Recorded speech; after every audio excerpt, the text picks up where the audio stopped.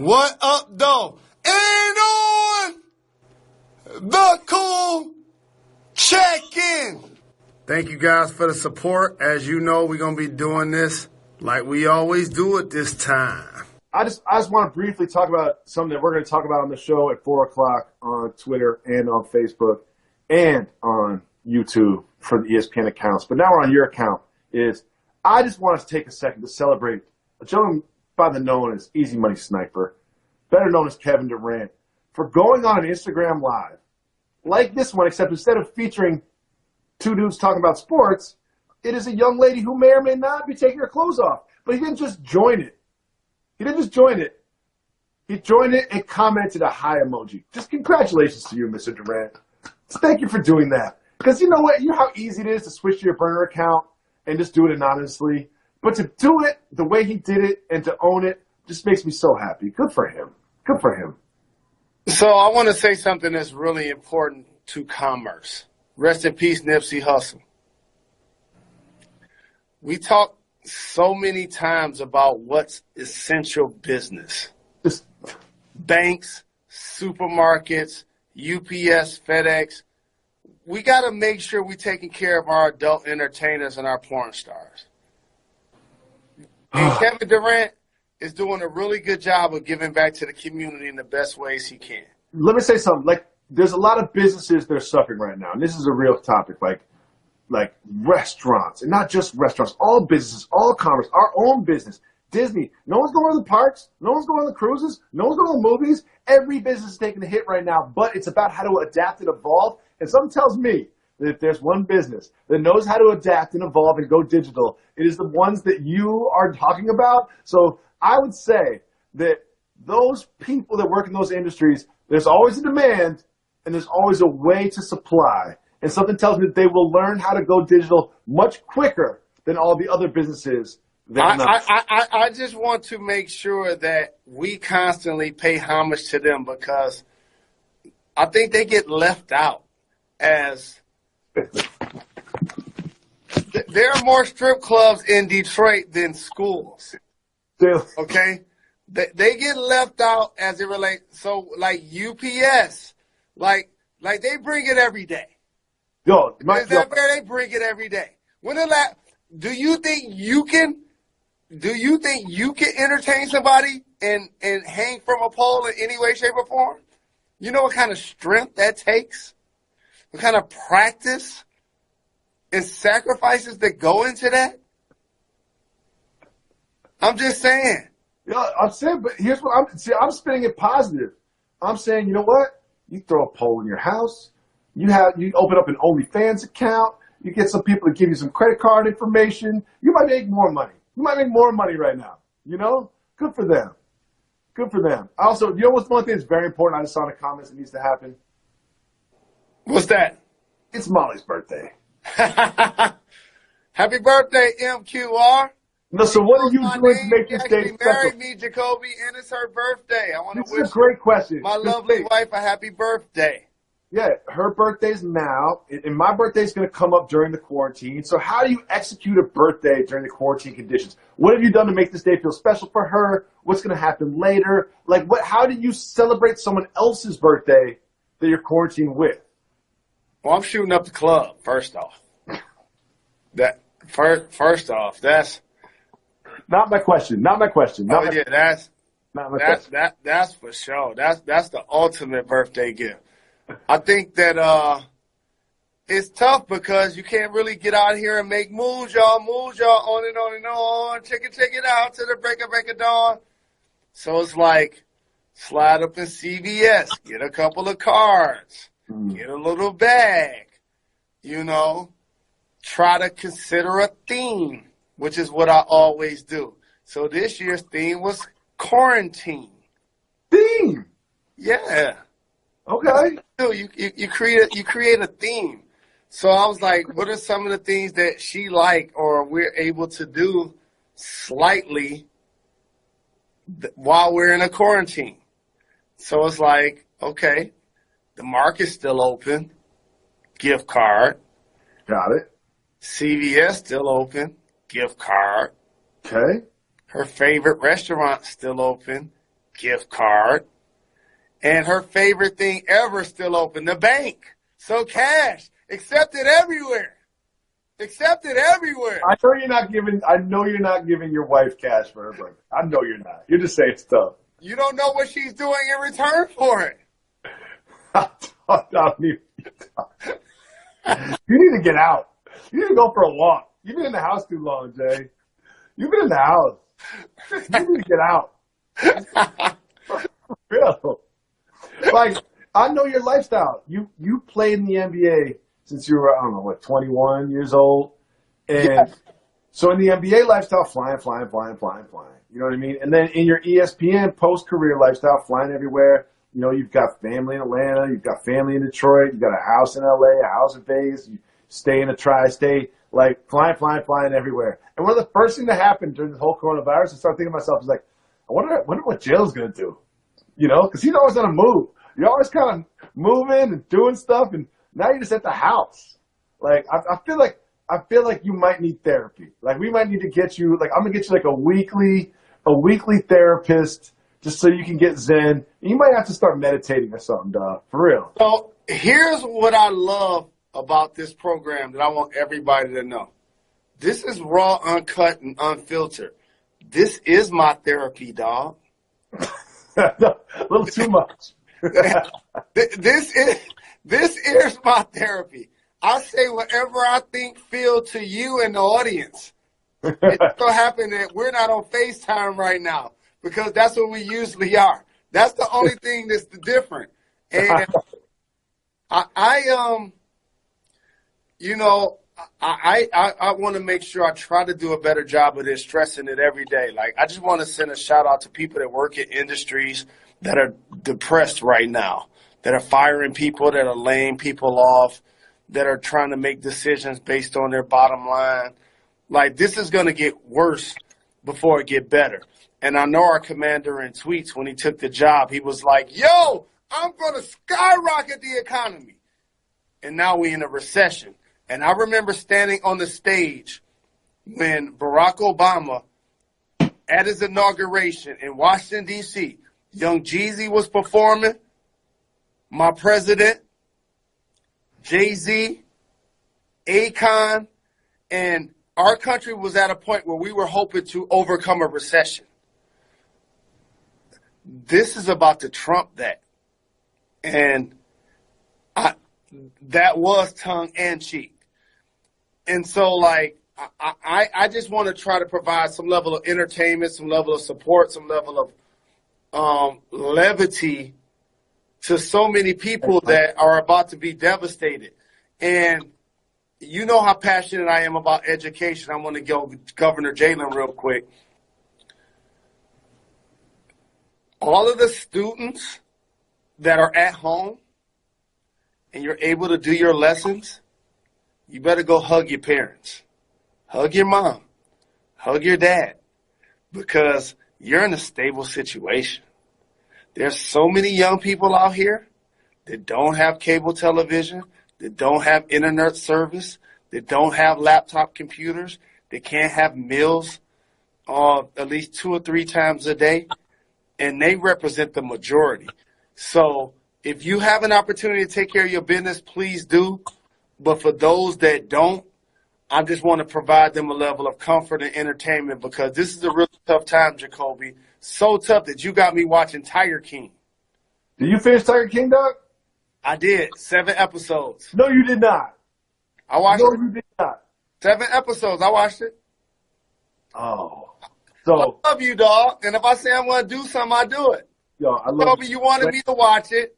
I didn't watch it. I got to tell you something. I told you to watch Power for 3 years and you didn't watch it. Jalen, I got to tell you something.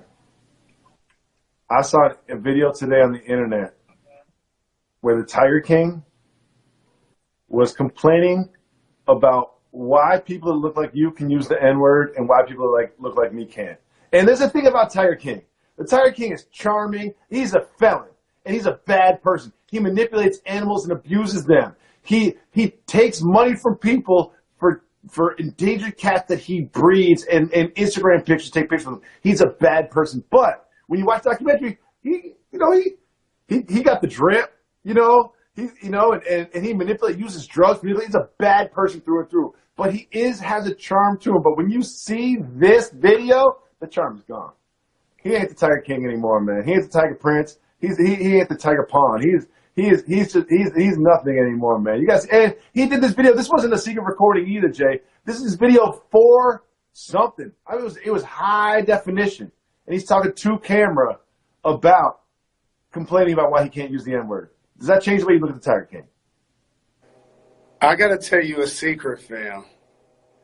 And I said this when you initially told me to watch him. Do you remember what I said that he was doing to your people? Bringing us back? Correct. How many years? 40, I think. Okay.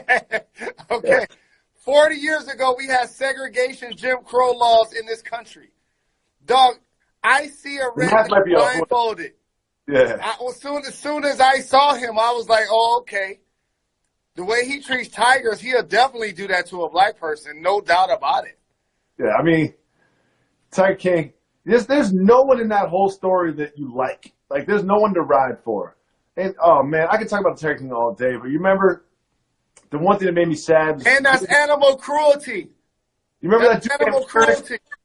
That dude named Eric that had the long hair?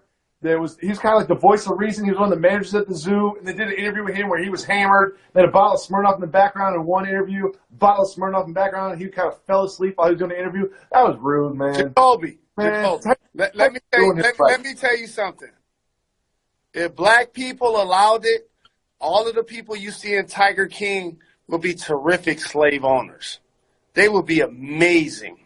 All of them people. We had our period of time where we were treated that way.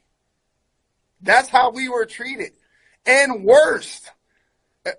And so when I first started watching it, I wanted to be honest with you, to see how redneck it was going to get. That's why I kept watching it. That's why I seen all of the episodes. I'm like, I need to watch this dude.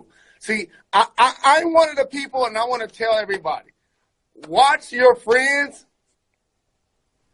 but really watch your enemies.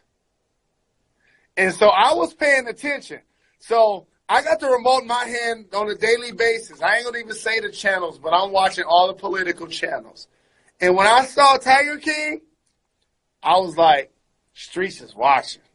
I was like, let me pay attention. Okay. #1 trending show on Netflix. Okay. Let me really watch this. So, yes, sir. I watched all 7 episodes. I seen him burn down his warehouse. I seen them dig up tiger skull heads from the ground. I see the video that you talking about. I seen the other dude, everybody that ever was in business with him, all fall out. Like, I watched. Definitely I was watching. But you know what's going to happen? Who you think he voted for? Just stop. You know what's going to happen? We're going to forget all of this once the MJ documentary drops on April 19th. Big shout out to Jason Hare. Jason Hare is a friend of both of ours. You might not know this, but Jason Hare partnered with Jalen to direct the 30 for 30 Fab 5. Did an excellent job on that. Did a lot of other great movies. And this is going to be sort of his next masterpiece. And they worked him like the Tiger King works the tiger. Like, they worked him. It's supposed to come out in June. Now it's coming this out is supposed in to come out in June. They're like, my God, we're going to have to push that up. Yeah, I'm sure he said this. I'm sure he was like, I can do that. It's going to take some more bread, like whatever it takes. And now he pushed the release date up 2 months. So on the 19th of April, all of the sports world is not going to need games because we're going to have 2 episodes of this documentary. And Jalen and I had the luxury of seeing some of the rough cuts of this film. And Jay, I remember it was after we did the show. You did an interview for the film. I wanted to go. We were supposed to have lunch. And you just wanted to see more and more and more. You remember exactly that moment. Why did you want to just see more and more and more of this documentary? So I got to put this out there. Shout to Jason, my brother. Congratulations. Ezra did a terrific job on the OJ doc. It was 5-part series. This is about to be Michael Jordan, Chicago Bulls, 1998, 10-part series. You might as well just start giving away the awards right now. You just might as well get a, because before social media, your favorite athlete was insulated. In a lot of ways, there were certain players like you didn't know if they were married. You didn't know if they had kids. You didn't know like their good habits, their bad habits. Sometimes what they did philanthropically. You didn't know. And as a player that grew up like idolizing all of these people, rooting for or against them, that fascinated me. Like, it tripped me out that MJ was the GOAT, but he was at the casino till 5 in the morning and smoking a cigar. And then dropped 40 on you the next day. And then dropped 40 the next day. I was like, yo. So I was like, I'm going to have a cigar like MJ and a tissue like Redman. Like, I was like, I'm going to do both. LeBron's like, I spent $1 million on my body a year. MJ's like, I spent $1 million on gambling a year. No question. Dog, he won 3 championships and went play baseball. Play baseball. The fantasy he had with his dad after he passed away. That is crazy. Yo, he won 3 chips in a row, and it's, you know what? I'm gonna try another sport. Why not? I'm just gonna try another sport. And Jacoby, I want to do a line of demarcation for everybody. That's really simple. And this only happens when you're talking about all-time greats. So therefore, we got to split hairs when we talk about all-time greats. I'm going to give you guys a couple of accomplishments that distinguish the all-time greats. Okay. If your team won the championship and you won Finals MVP, okay, that right there is something that changes the dynamic when you start talking about greatest players of all time. Because that's, but by the way, we give it. So Andre Iguodala is the greatest player of all time. Is that what you're saying? Andre Iguodala is the greatest player of all time. No, we giving these dudes love. So now we have to figure when they were at their best, and usually that's winning a championship or winning the MVP. Were they the dominant force? That's really what this comes. You know, I hate ring counting. I'm not saying Bill Russell is the greatest player of all time and he has the most rings. I'm not saying that. And so now, if you look back at it, let's name like about 6 or 7 players that come up in that conversation, because I want to squash that for all of the people that follow Jalen and Jacoby, and I want to give them the way to acknowledge actually who are Mount Rushmore type of players and who are GOAT type of players. Well, it's not that simple. You know what I mean? It's not that simple. Because there's a lot of players who won the championship that won Finals MVP that don't belong in either of those categories. My point, exactly. But but you ready for this? They didn't do it more than once. Oh, so if you do it more than once, we've done this before on the show. The list is short. It's like, so here you go. Ron, MJ, Duncan, Kawhi. No. Here's the bottom line. Before you start having a... Let me get a Bill Russell. I'm sure he in that. Doing it on top of my head. They didn't have the award, but he would have won it multiple times. Yeah. Here's your bottom line, Jacoby. You're an NBA connoisseur. You've been doing this for a living. You've been doing this so well that I wanted to do a show with you called Jalen and Jacoby.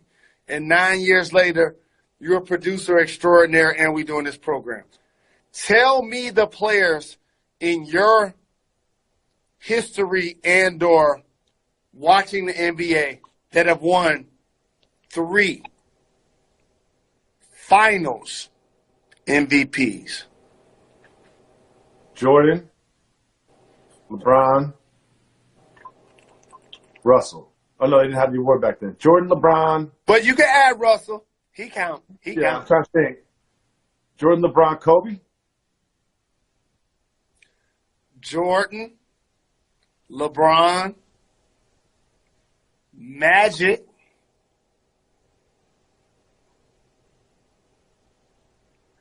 Shaq. Shaq got 3 Finals MVPs? Shaq got 3 Finals MVPs? Huh. Kobe was young back then. Yeah. You see what I'm saying? So this is how the all-time greats separate themselves from each other. Does Duncan have 3 Finals MVPs? He must, right? Yeah, he's got to. Yeah. You see what I'm saying? You see where I'm going, right? So there's a difference between dominant and greatest. Greatest is actually what you accomplished. And how were you at your apex? So when I look at like Larry Bird, he won 3 straight MVPs during the regular season. So I was like, LeBron better win a championship in Cleveland if I'm going to put him over Larry. Larry won 3 straight MVPs? In a league with Jordan, Isaiah, Hakeem, Magic, Kareem, 3 straight. They don't do that anymore. And I know I'm showing my age, but that's crazy, right? They don't let you do that anymore. They'll give it to somebody else. They'll just give it to somebody else now. Or you got to put in that work so much that it don't even matter. And so there are a couple of things, if you're talking about like the top 10 players of all time, I'm going to give you guys some distinguishing factors. Players that won multiple MVPs in a row during the regular season. Players that won finals MVPs. And then players that won championships. That's how you like, whoa, this is how you get closer to a top 10. And then you're like, wait a minute. Duncan won 5 championships and he had 3 finals MVPs? You know what, though, Jay? Can I just go the other way with this conversation? Team sport. Like, Duncan had a whole system around him. He had a big 3. He had a supporting cast. Like I kind of like those. I like those Dirk Nowitzki championships. Like, I like those fluky championships. Like, Dirk Nowitzki is far and away the best player in that team. And, you know, they had a great team, obviously, to win the NBA championship. You have to have a great team. But, like, Duncan had not just Manu and Tony and a little David Robinson, but he had Pop. And he had a great franchise. And he had a great supporting players and a supporting cast around him. No one does anything by themselves. So the same way that you discount ring counting, I'm discounting it too. Like, being the best player and the best team is important, but it is a team. It's a team that wins championship, not a play. This ain't golf. But also, Scottie Pippen, my brother, he just took me on a private plane recently. It was so clutch coming from Golden State to L.A. I needed that so much, the OG, and I can't wait for him to get his shine. Time out. You know what I love? I'm at the point in my life where I got to ride home in a car from my friend's school the other day, and I'm like, yo, that was so clutch. I was having to get a cab. I'm going to have to hit up an Uber because I really want to take the bus. You know what I mean? It was right around the Rody Roan time, so I didn't want to get on the bus. I was like, that was clutch. Didn't even give him a handshake or anything when I was in the car, rolled the window down. But you were like, oh, Scotty gave me a ride the other day on a plane. Correct. And just think about this. He's one of the top 50 players of all time. Easy. Legitimately. And won 6 championships. And was never the MVP of the NBA or the finals. I bet that do you think he received the first place vote? You ready for this? I received the MVP vote before. So I guess anybody could. Correct. And so think about this. Magic won 5 championships, but he wasn't MVP every time. Larry won 3 championships. He wasn't MVP every time. Shaq won 4 championships. He wasn't MVP every time. Kobe won 5 championships. He wasn't MVP every time. So as I start to evolve as a student of the game, I came with my Mount Rushmore so very easy based on championships, finals MVPs, regular season MVPs, and accomplishments. Michael Jordan, the GOAT in football. Michael Jordan, the GOAT in basketball.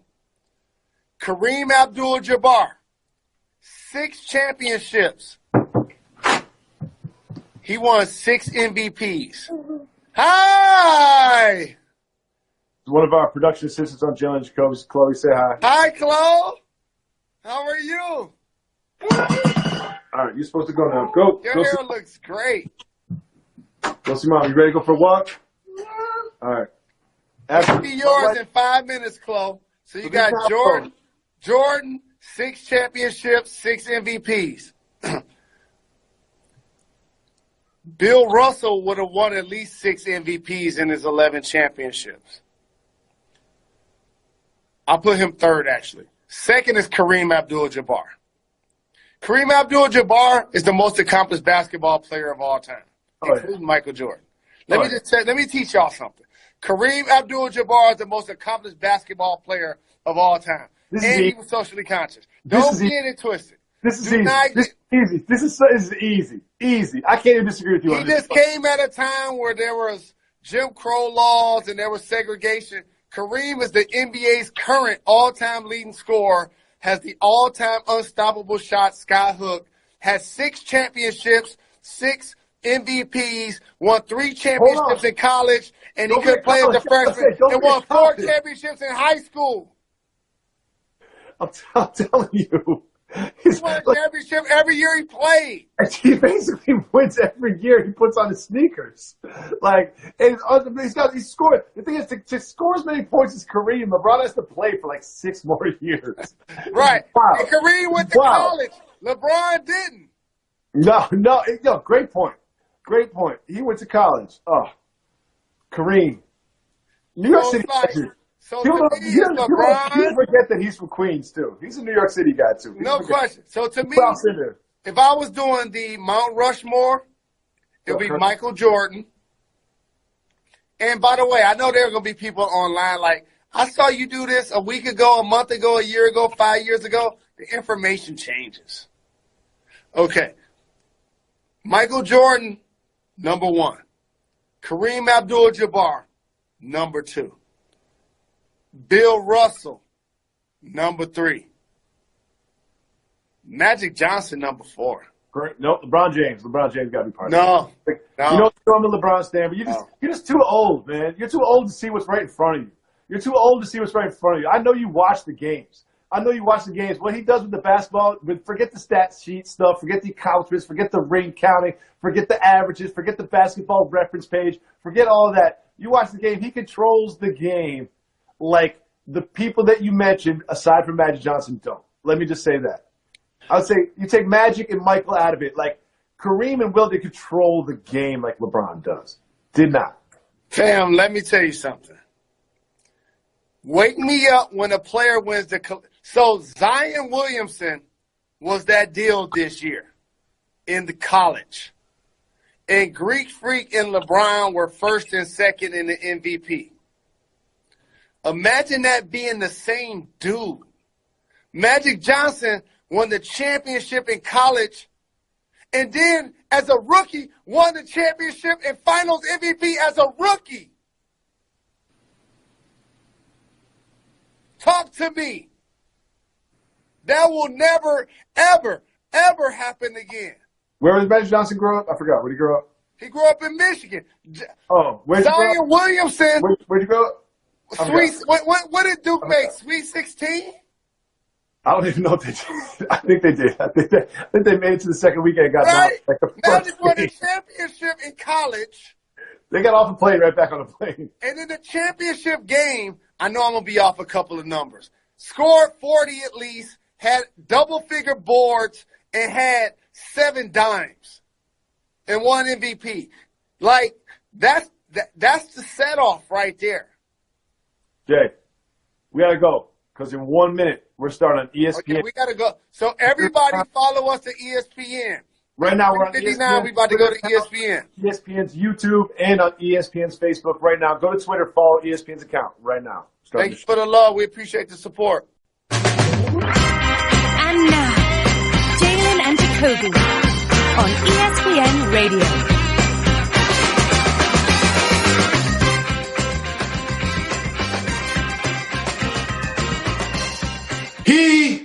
is Jalen Anthony Rose. What up, dog? I'm David Jacoby. And on the cool check-in. Together we're Jalen Jacoby. What is it that we give the people what they want? We have a huge announcement in the sports world today, something to discuss on the show. Tiger King will no longer be the main focus of documentaries during this quarantine. ESPN has announced that it will air the 10-episode Michael Jordan documentary, The Last Dance, starting April 19th. Thank you for saving us during this quarantine. Jalen, what do you think? Wow, I can't wait because a lot of things are going to happen. It's going to reconfirm so many that already knew that MJ was the undisputed GOAT on the floor. It's going to bring people behind the curtain to a lifestyle that I say very often athletes, when I played, worked out. That means they took days, they took weeks, they took months off. Athletes now, they train. It's 24/7, 365. And you know who usually drives that narrative? The best players in the game. And when you see Michael Jordan at the casino to 4, 5, 6 in the morning with a cigar in his hand, when you see him driving his drop-top Ferrari, when you see him with his 3-piece suit on, when you see him with his brand Air Jordans, it's like, I need to do that. I need to be that. He had people wearing big pants and hoop earrings so much that he's still doing it. Like, how about that? We have so much access to athletes now, and I personally enjoy it, not just from a media perspective, but as a fan. We get to see LeBron James in his kitchen doing, go through his shoe closet, doing TikToks with his family. But back in Jordan's era, there was none of that. And we all have this idea, no matter what generation you're in, we have this idea of what Jordan is and what he accomplished on the floor. But we really know, comparatively, so little about what happened off the floor. And this particular documentary not just has a excellent interview with Michael Jordan himself about himself, something that's very rare, but we have documentary footage following him, what he's like in the locker room, what he's like in practice, what that team was like, Phil Jackson was like. We get all the off-wax stuff that we've always wanted in this documentary. I cannot wait for it. I cannot wait, Jay. April 19th is coming. And also, I was in the league, a young pup at that time, playing for the Indiana Pacers. And just think about this. My first handful of years in the league, Hakeem the Dream won the first 2 championships and Michael Jordan won the next 3. That's my first 5 years.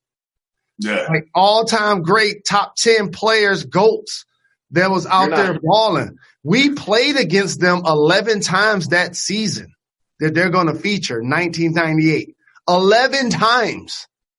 I only played 10 because I got suspended one game. Good for you.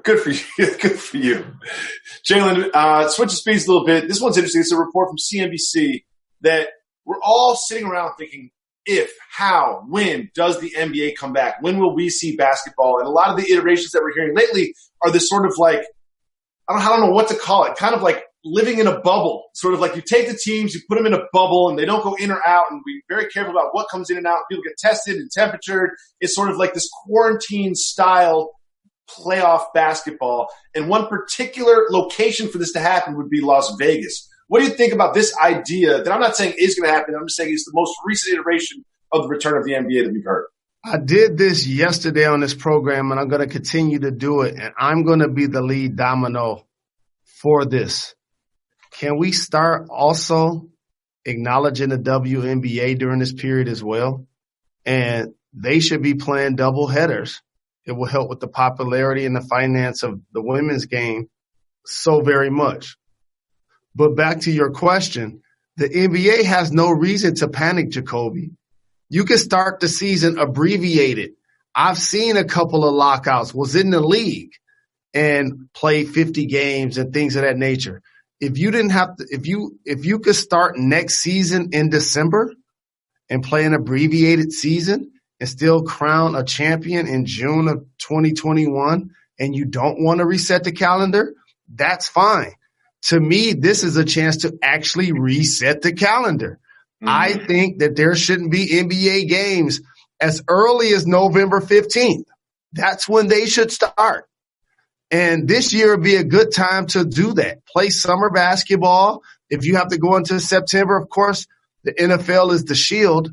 But at the same time, this is a unique season, and I think fans will still be enthusiastic about watching the NBA completed season. Absolutely. I think that finishing this season and crowning a champion at all costs is sort of priority number one. Even if that does take you into – this seems unthinkable right now. Even if that takes you into August. That, like you mentioned, that takes you into a finals in early September before the NFL season starts. Like, no big deal. We can make up for it on the back end. Like these 3-4 months, whatever you lose, make up for that next year. Maybe you don't play 82 next year, but I want to see an NBA finals. I want to see confetti fall. And I'm not sure I want to see a victory parade under these circumstances, but I definitely want to see the trophy go to a deserved winner. And I think we would get one in a 7-game series playoff format, whether that's played in isolation in Las Vegas, whether it's played without fans, with fans, whatever. It's something that we all want to see. And if it comes at the cost of the 2021 season, then so be it. Now, one thing I found interesting is we always talked about whether or not they would come back for regular season or they would come back for the playoffs and regular season. Well, Steve Kerr, you remember the Warriors, they did their job. They've got the worst record of the National Basketball Association. That's exactly what they set out to do this year.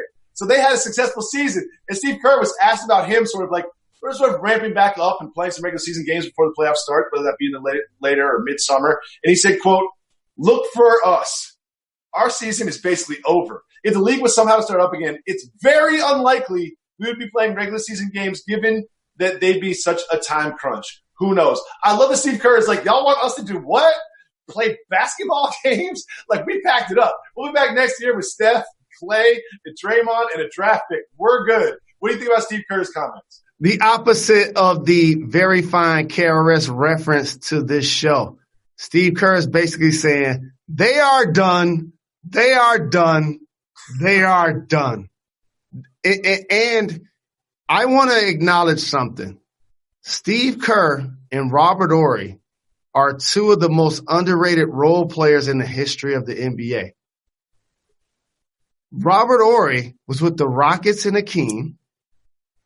He was with San Antonio with Tim Duncan, and he was with the Lakers with Shaq and Kobe. 7 championships. A big-time contributor. Steve Kerr, he had his run with the Bulls, won championships. With the Spurs, won championships. Under Pop, a front office guy in Phoenix. So he has worldly NBA experience. And when he speaks, it's always unfiltered. That's why I appreciate him. I disagree with him in that manner because what he's thinking is, oh, now Steph going to want to play. Clay gonna try to come back. Oh yeah, exactly. He didn't want any of those problems. That's what he's thinking about. That's what he's thinking about. He wants this season to be over so they can reset it and go again. Yeah, and I mean, quick aside, I do love the idea of Clay, Steph, and Wiggins, and Draymond, and maybe like a Wiseman or something. Like, I love the Warriors next year. I'm not saying they win the championship, but I know I'll be watching a lot of Warriors games on League Pass next year. But moving on to something that happened today that I can't wait to talk to you about. There are certain things that happen in the world where I'm like, I can't wait to get Jalen's response to this. So now it is time for something that got very socially awkward.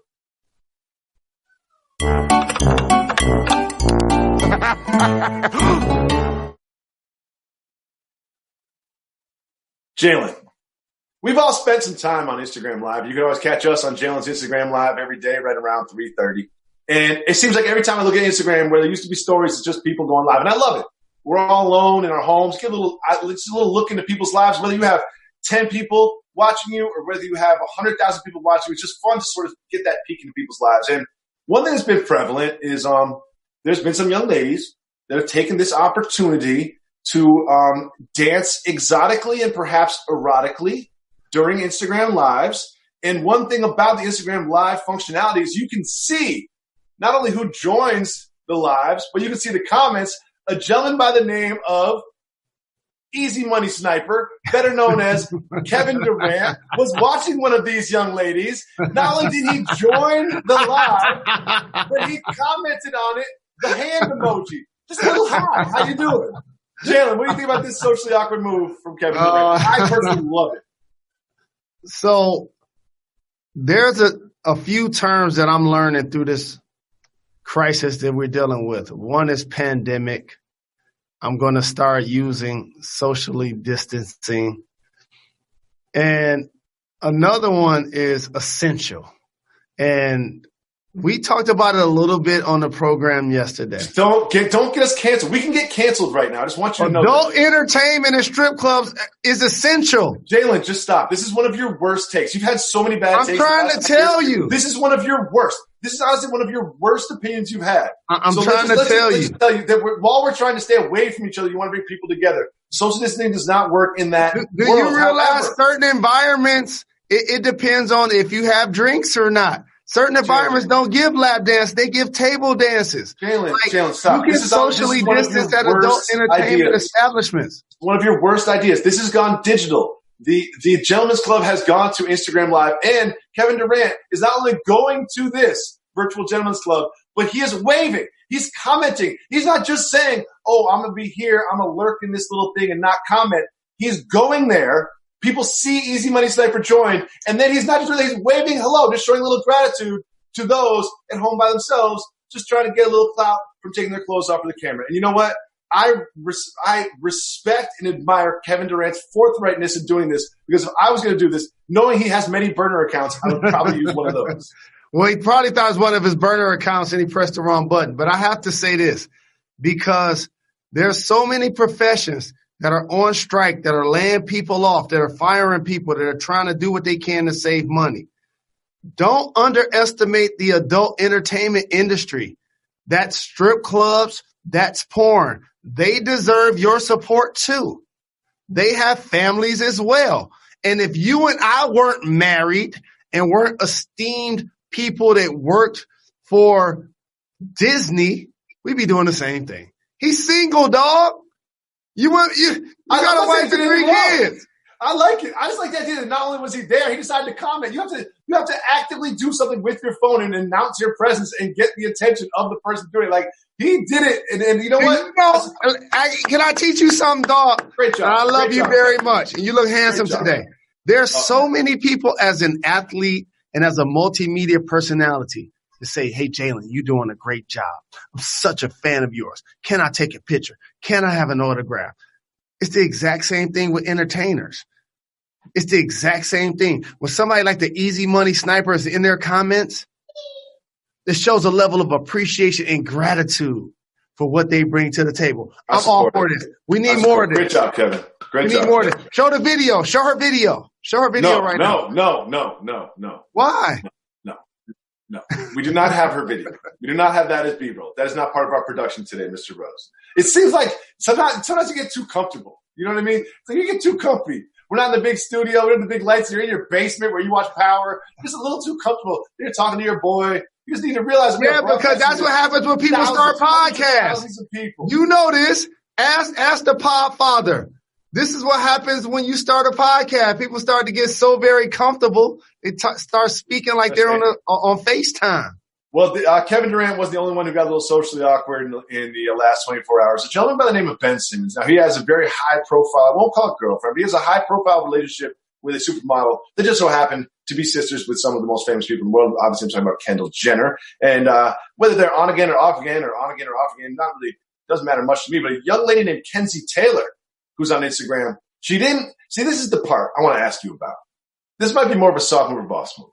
Kenzie Taylor takes all the screenshots of all the different things that Ben Simmons has said to her on Instagram and on Snapchat and in the DMs, and then blows them up and releases them all out there. So, Jalen Rose, my question is for you. From Miss Taylor's point of view, soft move or boss move, airing out famous people that are trying to slide in your DMs. Kenzie, I have to tell you, my dear, this is a soft move. And, of course, dudes and ladies randomly support, randomly hit up, randomly holler at people, and it varies to whether they're in a relationship or not. Sometimes they're married, sometimes they're boyfriend and girlfriend, sometimes they're engaged, sometimes they're single, sometimes they're living with somebody. Like, it varies. So there are times when people try to holler at other people. But you know what I learned about that game? Jacoby, usually the people that holler at you, and or vice versa, throw out a little bait. So if he hit you more than once, that means either you was responding. Probably. Exactly. Or you was allowing him to holler at you. And let me give you a different example. You would hope that if she was in a significant relationship, that she wouldn't, quote unquote, be allowing him to hit her up in the DMs, allowing him to holler at her because she was in a relationship. So it seems like she isn't in a relationship. She knows he's in a relationship. He was hitting her up. Now she feels like she can't go where she wanted to go. Now she want to try to air him out. Soft move. I like it, Jalen. I like where your head's at. You know what I mean? Because she framed it. And again, first of all, I say Photoshop exists. We have no idea if it's actually him that did this, blah, blah, blah. But like, she framed it in this way that like she was taking these undesired messages, someone hitting her up over and over. Like she's being like not really harassed. But the fact of the matter is you probably sent a little emoji back. You probably sent a little picture back. You noticed. We'll see. Google. You Wikipedia who it was. Yeah, you know who it is. And also, like, everyone's got too much time on their hands. This ain't the first time that we're going to be talking about this kind of stuff. Everyone's just sitting around looking at their phones all day, when they're not playing video games. But we're going to move on. I got a really important Darrell Revis question. I want to know what all of it. I got one question. Just a quick question. Can we first explain to people who Darrell Revis is? So I work very hard, and the producers, the staff of this show work very hard to set up a rundown to make sure we've got the B-roll and all the lower thirds, the graphics, just meticulously managed to have a smooth production. And then a gentleman by the name of Darrell Revis, a.k.a. Jalen Rose, just pops up and asks something crazy. It's probably going to get us fired. So continue, Darrell Revis. So Jacoby and I are fortunately happily married. I would like to know, how are people that live alone and are single functioning during a time like this? I really want to know. You know what? Because you wake up next to your wife every day. Every day. Today we talked about we have our interactive question that we'll always hit at the end of the show. We asked what's the hardest thing about being quarantined. You know what? That'll be the question for tomorrow. If you are alone and you're single, what challenges are you facing? And hit us up, 985-80-JALEN. Leave us a voicemail and hit us on the Jalen Jacoby Twitter and Instagram account. We'll be asking that question. Because I'm pretty sure you don't watch all of Netflix. They need to come with more material. And you don't watch all of the pictures and the videos in your phone. You need some new material. Jalen, I'm going to move on before we get canceled. There is something we saw coming, but it's significant news in the National Football League. They're expanding the playoffs. There's going to be 7 teams from each conference. But you know what? There's all kinds of labor implications to that, salary implications to that, bonuses, contracts, CBA. You know what? I don't care about that. I'm not an athlete. You know what I am? I'm a fan. I love the games. You know what this means to me? Wild card weekend. There's going to be a day game, an afternoon game, and then a night game on Saturday. And guess what, Miss Rose? That's 3 playoff games in one day. Do you know what happens the next day? When you wake up in the morning? What? Running it back. What? There's going to be a day game at 1 o'clock, a 4 o'clock, and an 8 o'clock. The implications are amazing. I'm going to get 3 meals out of this. I'm going to do like a dozen beers that day. Honestly, I'm going to say goodbye to my family at like noon that day. And I'm going to show up after everyone's asleep. I'm so excited about Wild Card Weekend. I don't even care. I just got to survive. We all just need to survive the coronavirus to get to Wild Card Weekend next year in the playoffs. I am so hyped about it. And listen, I know that there's business implications and rating implications and CBAs and contracts and television rights and all that. Y'all can figure that out in the background. I'm just excited about those 2 days of my life next year. Give me something to look forward to during these times. Yourself. I can't front. I love football like the next red-blooded American. And at some point, each of us are going to be lined up at our front door like a steeplechase, just ready to run outside.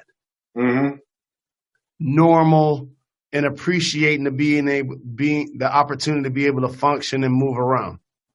But I have to say something about the expansion. And I know the NBA has 16 of its 30 teams in the playoffs.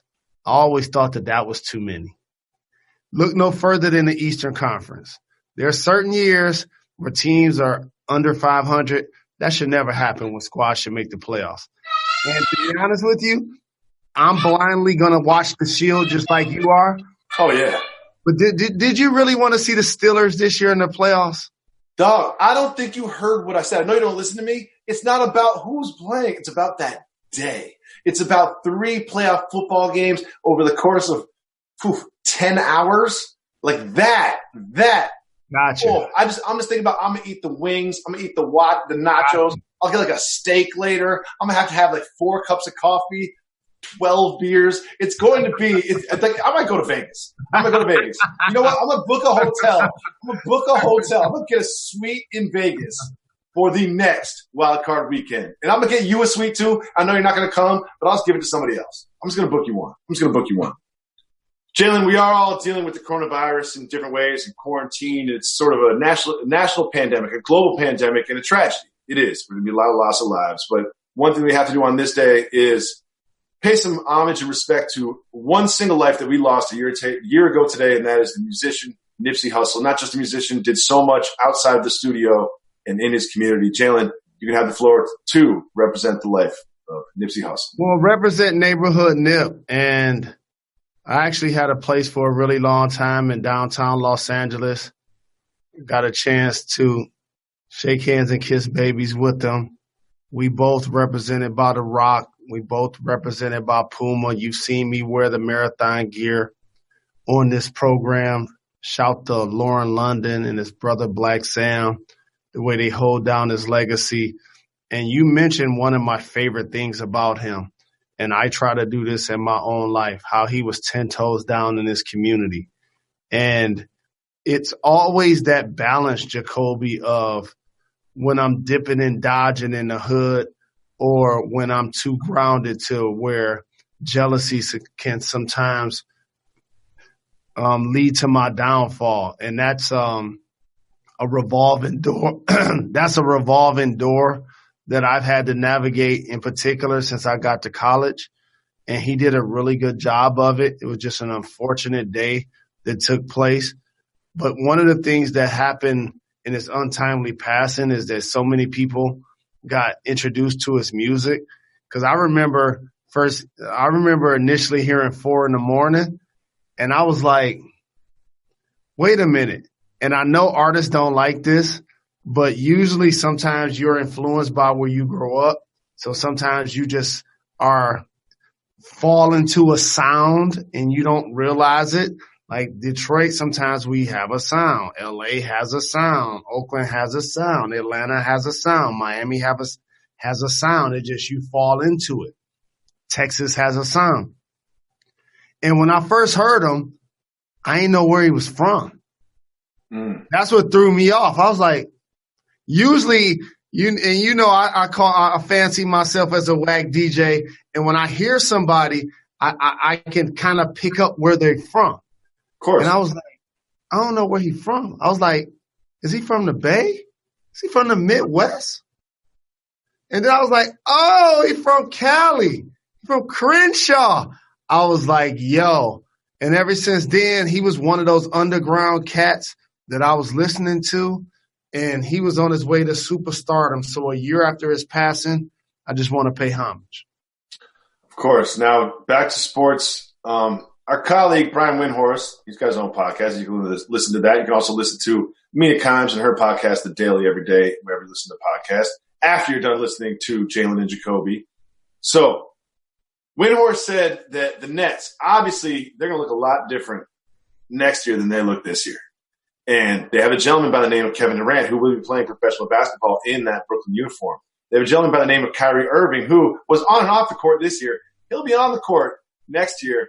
And Karis LeVert, who, had some bright flashes and some injury problems throughout this year. Well, Wendy's saying that perhaps after they fired Kenny Atkinson, they might make another big move and look for a third star. Now, you and I are both very familiar with how the league is shaped and the stars that may be available for trade and the ones that have contracts coming up and what could possibly happen. The list isn't very long of stars that the Nets could acquire via free agency or more reasonably via trade. Jalen, do you think that they run it back with the two of them plus the pieces they have with some tweaks? Or do you think they go all in and trade some of their young, players that have a lot of potential, like Karis LeVert, Joe Harris, and Jared Allen and others, to bring in a third star to form a trio in the Eastern Conference? So if you can get a third star, you do it, because the East, while Giannis is dominant, I think he deserves to be back-to-back MVP. The Bucks ran away with the last 2 regular seasons. And the Celtics show promise. Obviously, the Sixers have 2 perennial all-stars. But none of those teams led by any of those players have ever won a conference. So, therefore, it makes it wide open. If you can get a third star, you do so. This reminds me of the Eastern Conference. Shout out to Jason Ayer. April 19th, the Jordan Doc 10-part series airing on ESPN. This reminds me of the period when MJ retired. And I know we talk so very much about certain teams that won the East and made it to the finals, and usually give more credit to a couple of teams than others. But I just want to say something. When MJ retired in 98, the East was a revolving door. Yeah. If you look at some of the teams that won it, the Knicks. These Nets. The Nets that we're talking about right now, the Nets won it too. The Knicks, the Pacers, the Sixers. We talk a lot about the Allen Iverson team. Of course, Bubba Chuck is my brother, and he a GOAT. And I love competing against him. But there are a lot of teams, if you want to say, they such and such found their way to the finals. You can say that about the Knicks, the Pacers, the Pistons, and then all of a sudden the Pistons was like, hold on, we about to run this thing back. We got Rasheed Wallace. We got Ben Wallace, Defensive Player of the Year. We got Chauncey Billups, Finals MVP. And then the Spurs in the West were consistent. But the East was still open, and then LeBron left Cleveland. He got there once with Cleveland, and then when he left Cleveland to go to Miami, that's when the East started to have a team to get there 2 or 3 years. The Celtics got there a couple of years. Like that. You started seeing the pecking call. There was kind of like a hierarchy. There's the haves and have-nots. It wasn't just wide open like it is now. Now, Jalen, before we finish up the show, we always have to give the people what they want. Now, if you follow the Jalen Jacoby Twitter account, the Jalen Jacoby Instagram account, we always ask you questions because we say we give the people what they want, and we ask you some questions. Today, we wanted to know what was the hardest thing about the quarantine for you to deal with. And the first question that we have is from Hunter on Twitter. And Hunter, he had something that's I know is going to hit home for you. Hunter said the hardest thing is finding a black market barber. Jalen. It's not easy. And today, I don't have anybody over my house. I don't touch anybody. I don't go near anybody. I wear masks and gloves when I go to stores. I'm not playing with the Brony Brown. I'm not playing with the Brony Brown. If you don't have my last name, I ain't touching you. I'm not touching anybody. I'm not giving anybody a dap until like 2021. So, Jay, what are you doing with the barber situation, and what's your advice to Hunter? My advice to Hunter is get yourself some clippers. Give yourself a little cut like I did myself. No problem. Still look fresh. No fade. All the same length. Still looks good. What's your advice? My initial advice, Hunter, we appreciate the support. Thanks for the love. Is I luckily don't look at my barbers as people that are giving me a service. They're actually my friends and family. Unlike you. So therefore, me trying to get a cut is really no big deal if they're available. Because if they had it before December 15th, January 15th, February 15th, March 15th, I got it anyway. Because they've been around me so very much. That's how I feel about it. As it relates to black market barbers, this is where investing and being loyal comes in. All of those people that try to shortchange the barber, all of those people that try to come late, all of those people like you that ain't consistent to get a cut from other people, this is why I ain't dealing with you, because I can't trust you right now. Well, listen, you know what? I always say if you want something done right, do it yourself. I'll always have a nice, low, even little one clip, little no guard, I'll always do that. And Jalen, yours doesn't look bad, man. Yours doesn't look bad. You're just used to perfection. Maybe you don't have 100. Maybe you're not scoring 100 on the exam. But you know what? You're getting a 92. That's an A-. And I want you all to know that we will be back every single day at 4 o'clock. Maybe 4:04, 4:05. Who knows? 4 o'clock, ESPN Twitter, ESPN Facebook, ESPN YouTube every single day. We'll be back tomorrow, 4 o'clock. Why is that, Jalen Rose? We're not done. We're not done. We're not done.